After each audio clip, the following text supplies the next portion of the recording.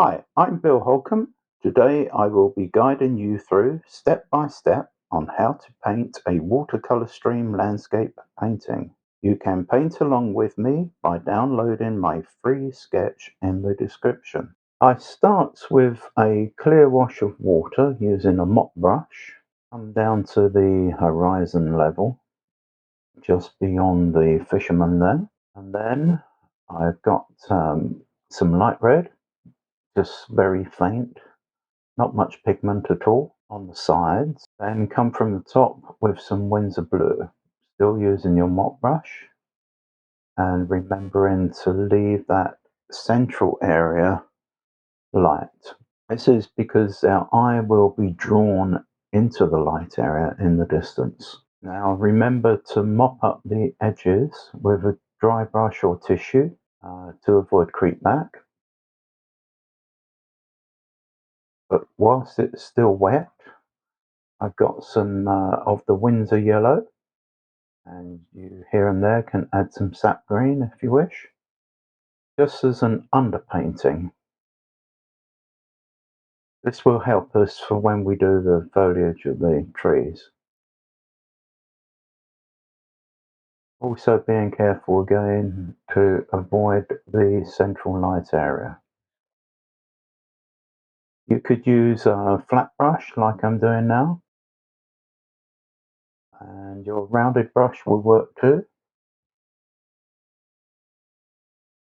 This is a flat half size.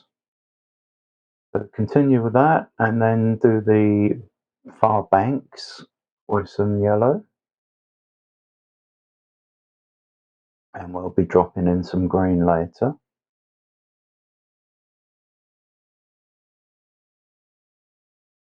All still underpainting.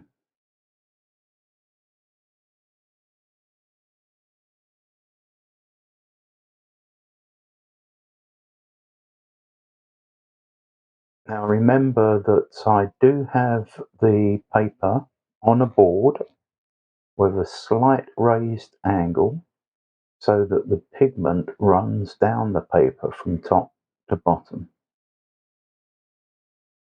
This avoids pooling and creep back, nasty marks, etc. occurring, and granulation of the pigments, etc. as it pools into certain areas.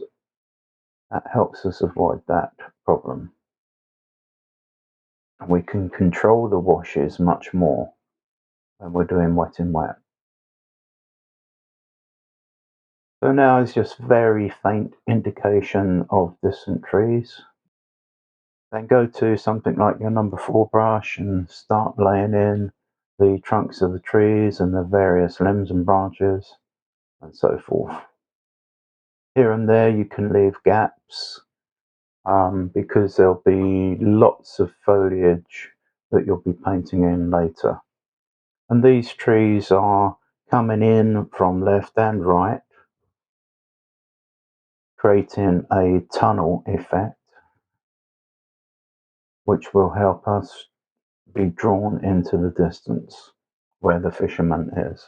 The thing about the trees in this situation, you can have fun with that, do your own shapes and patterns and so forth. You don't have to meticulously follow what I'm doing there. Just make up your own patterns and work. We'll show in this video some of that taking place on this left hand side. We'll repeat the process on the right hand side. And some of them can be fainter than others, indicating distance. And as you see, I have completed those on the right hand side.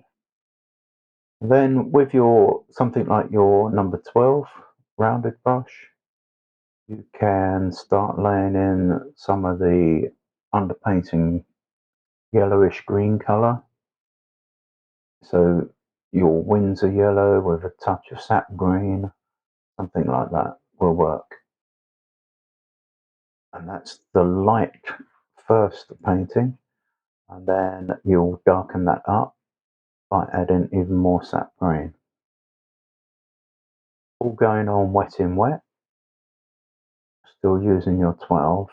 And you'll see that I'm using the side of the brush to lay this pigment down.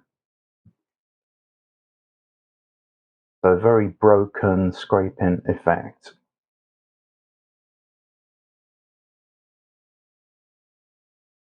And when this is dried, we will be going even darker with the pigment and be using the side of brush scraping technique to even more effect. So here you've got the pigments fusing into each other, wet and wet, and giving soft edges, hard edges, a nice mixture of tones.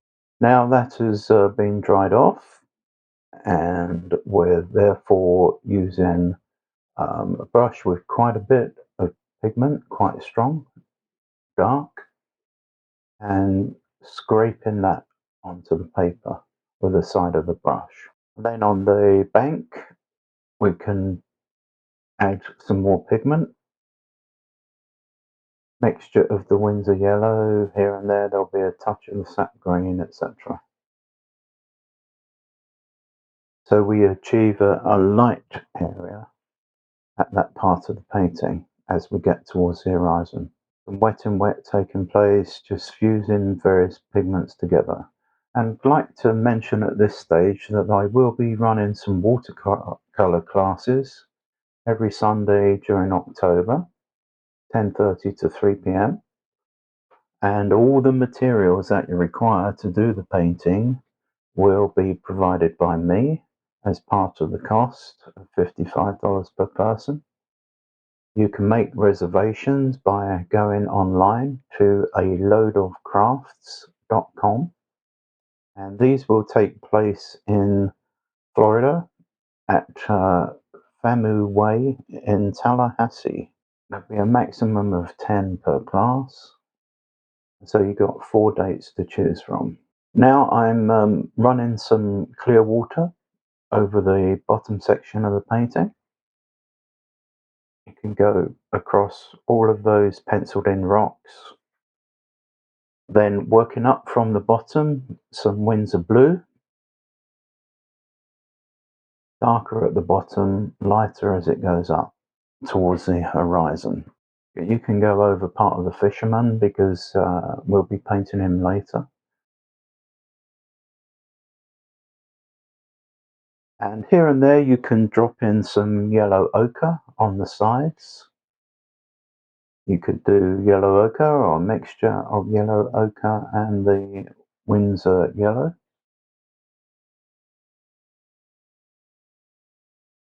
Just a little bit of indication of the sandy bank along the edges of the river where the various rocks will be painted in later.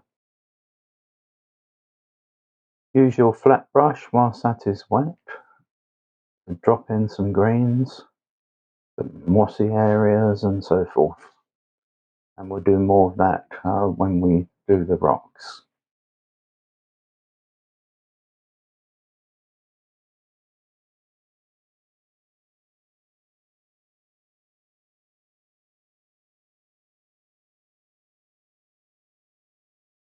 So dry that off, and then I painted in the rocks.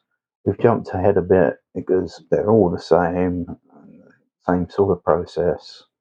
But what we'll also be doing is once they're dried off, we'll be doing a little bit of lifting on the top of the rocks to show light catching.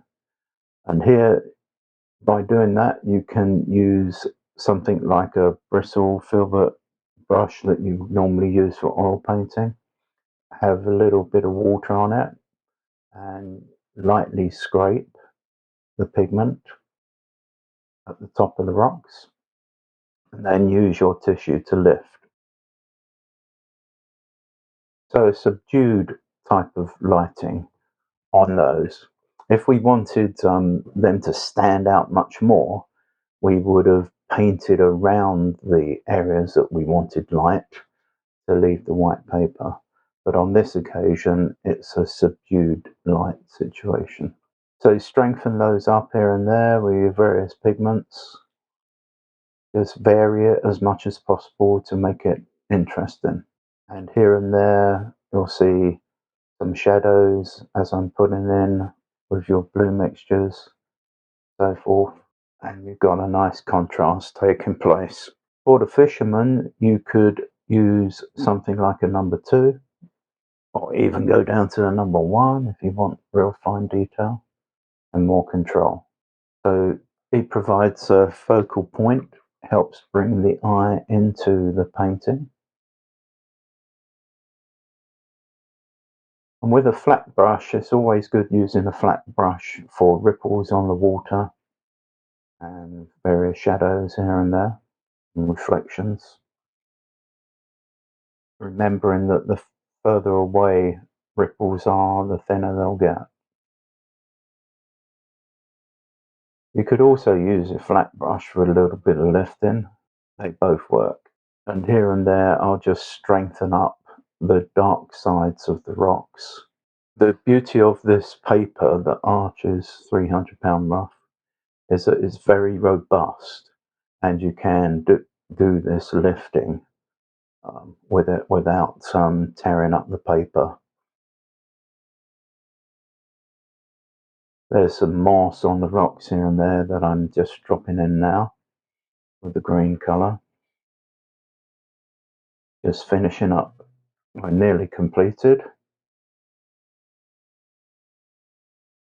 And here we are, the finished painting. Watercolor stream with an added Fisherman. And I hope you've enjoyed the lesson, and we'll see you next time.